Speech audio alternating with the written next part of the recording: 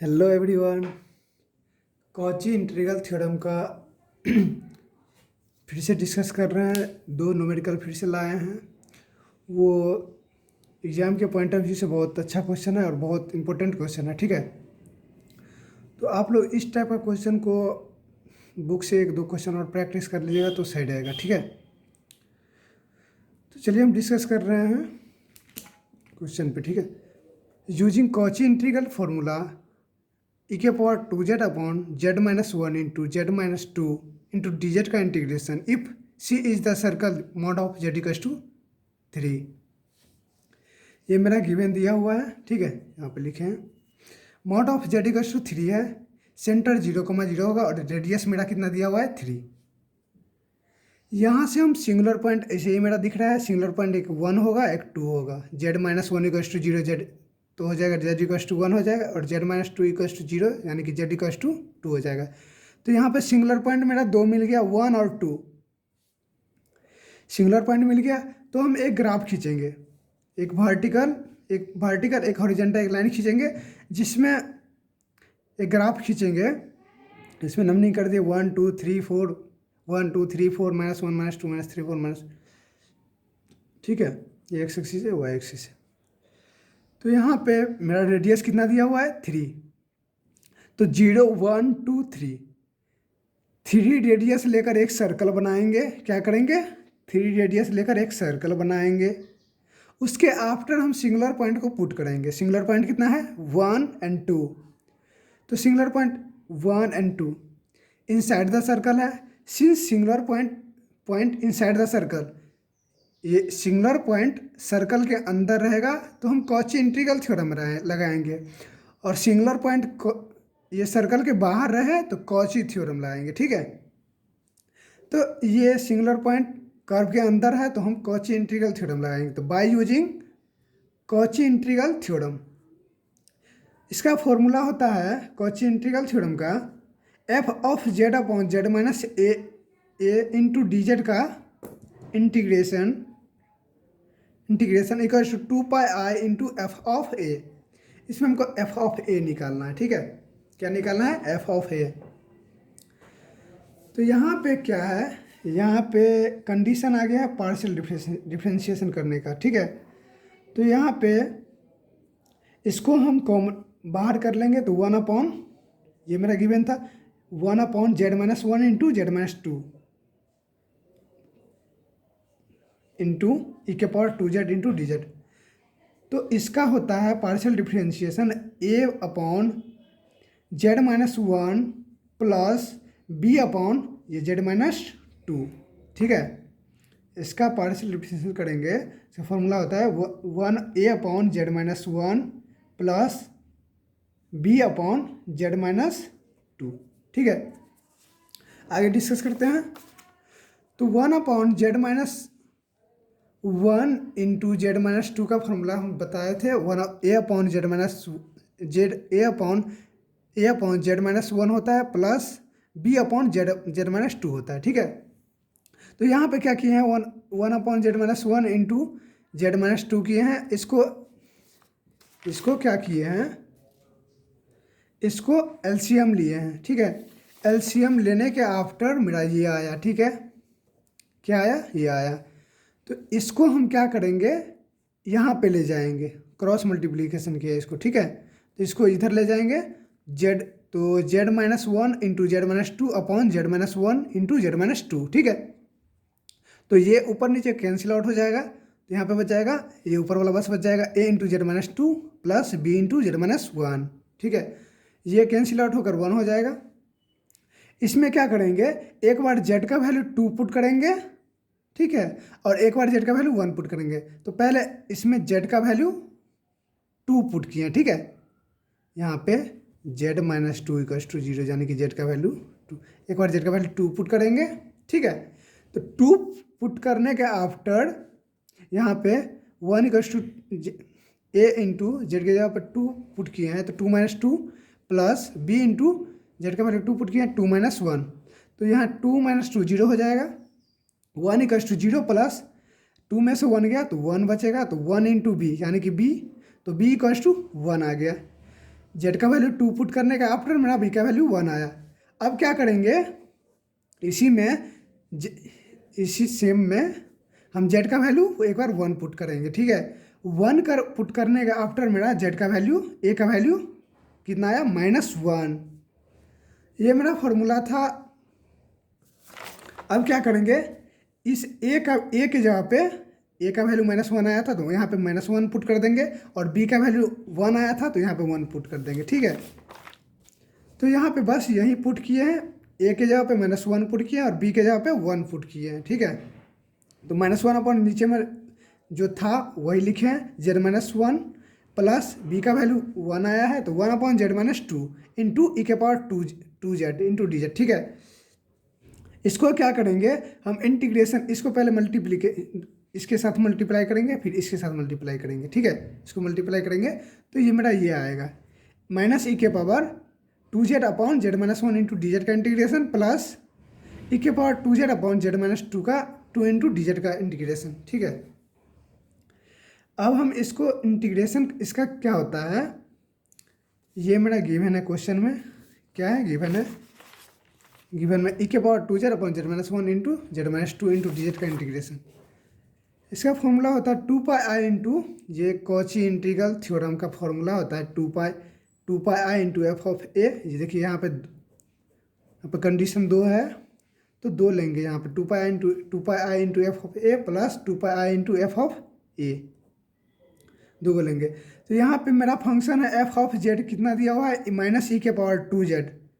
F of Z दिया हुआ है -e के पावर 2z, ठीक है। एक और फंक्शन दिया हुआ है F of Z equal to E के पावर 2z।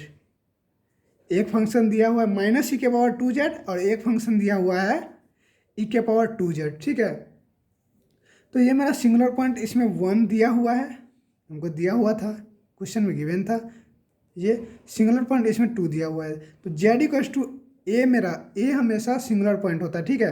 तो z equal to a equal to 1, ठीक है। ए का वैल्यू 1 हो जाएगा तो f of A equal to z के जगह पे हम 1 पुट करेंगे तो -e के पावर 2 इंटू 1 यानी -e के पावर 2 हो जाएगा, 2 इंटू 1 यानी कि 2, तो -e के पावर 2 हो जाएगा।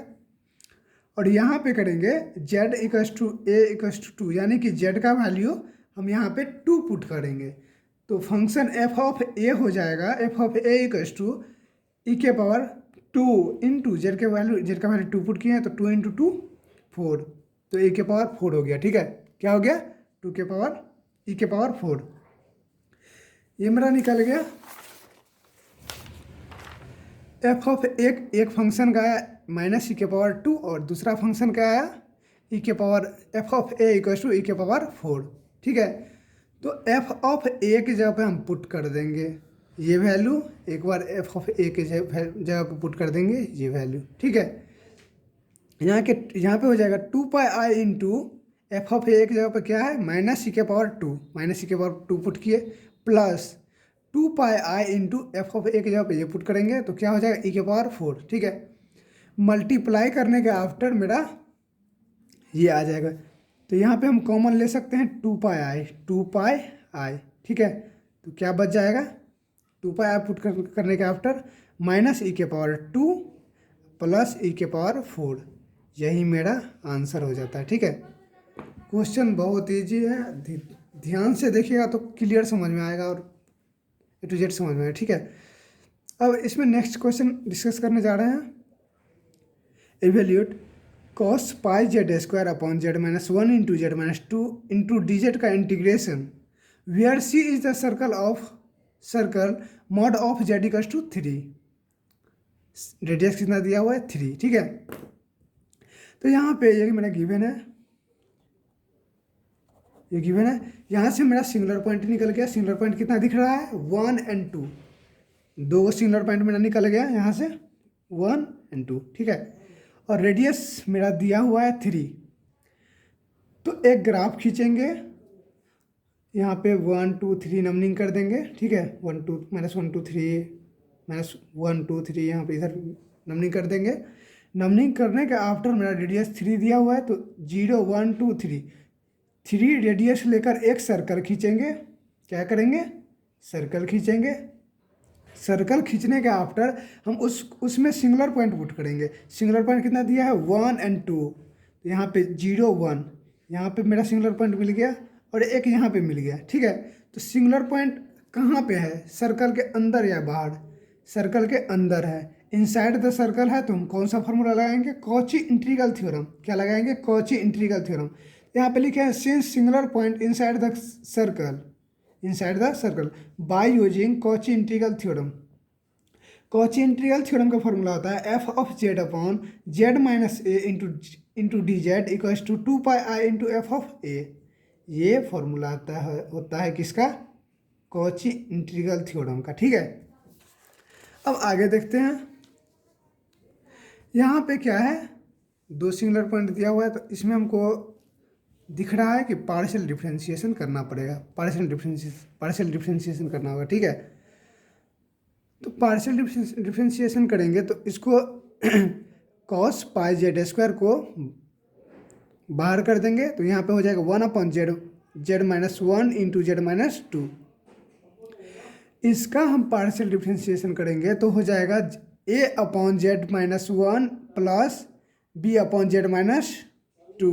क्या हो जाए, इसका पार्शियल डिफरेंशिएशन करेंगे तो a/z माइनस 1 हो जाएगा प्लस b/z माइनस 2। ठीक है, तो यहाँ पे 1/z minus 1 into Z minus 2 हो जाएगा। इसको एलसीएम करेंगे, एलसीएम करने के आफ्टर ये मेरा इससे मल्टीप्लाई होगा a into Z minus 2 plus b into Z minus 1।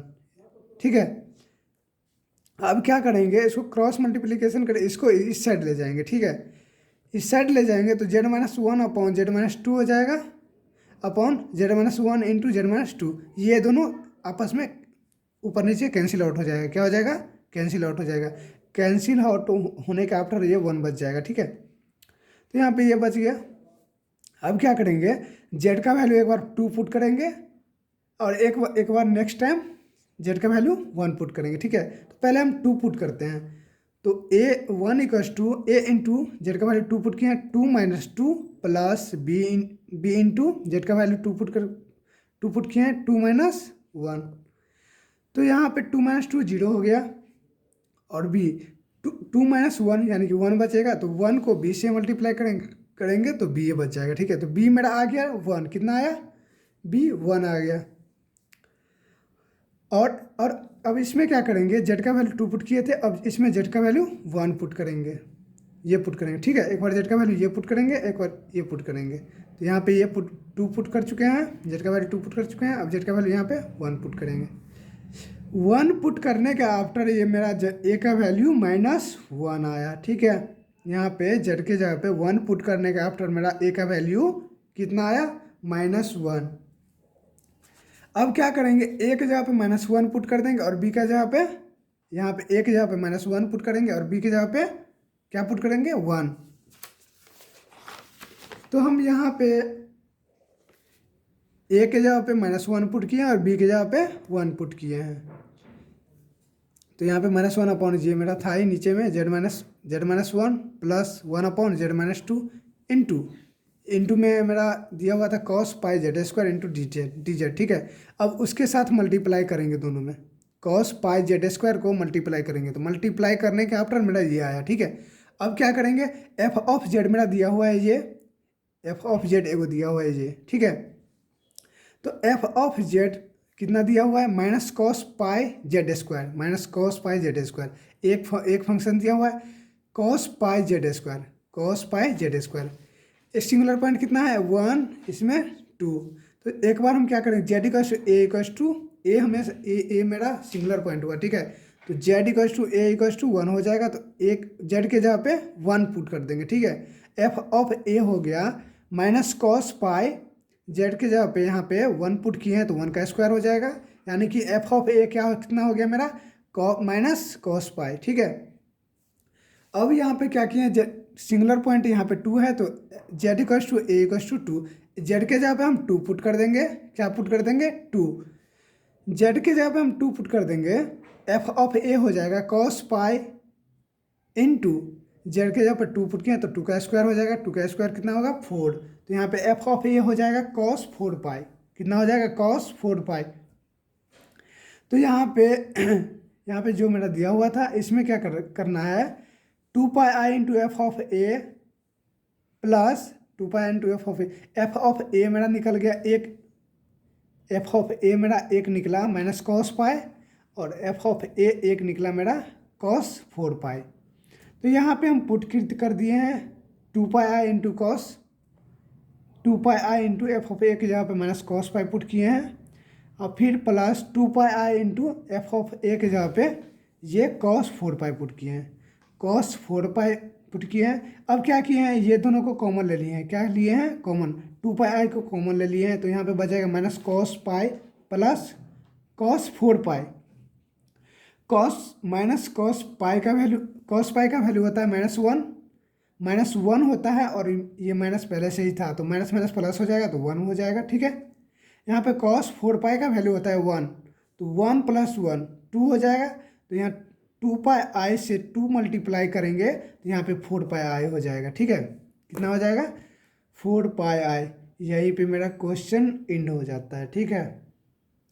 तो इस क्वेश्चन को, इस लेक्चर को आप 1-2 बार और देखेंगे तो अच्छे समझ में आ जाएगा।